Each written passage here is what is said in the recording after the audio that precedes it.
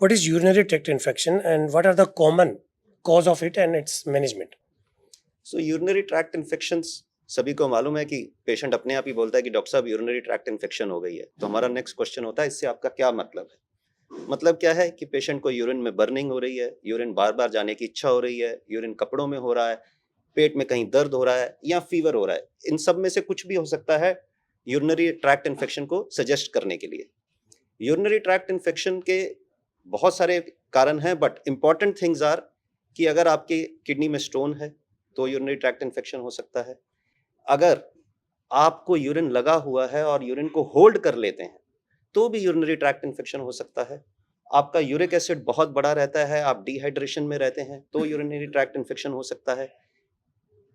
Female patients में public toilets use करने से यूरिनरी ट्रैक्ट इन्फेक्शन हो सकता है। मेल्स में यूजुअली पब्लिक टॉयलेट यूज करने से यूरिनरी ट्रैक्ट इन्फेक्शन नहीं होता है। मेल्स में प्रोस्टेट के बढ़ने से यूरिनरी ट्रैक्ट इन्फेक्शन हो जाता है। सो बहुत सारे कारण हैं, बट प्राइमरली सबसे इंपॉर्टेंट कारण ये है। इसमें जब इलाज है, वन इसकी एंटीबायोटिक्स देने हैं, कल्चर करवाना है, यूरिन का कल्चर सेंसिटिव के हिसाब से आपको एंटीबायोटिक मिलेगा। बट मोर इंपॉर्टेंट इज कि कारण ढूंढना है। अगर आप कारण नहीं ढूंढ रहे हैं, सिर्फ एंटीबायोटिक ले रहे हैं, तो जॉब इज हाफ डन। थोड़े दिनों में आपको इन्फेक्शन वापस आनी ही आनी है।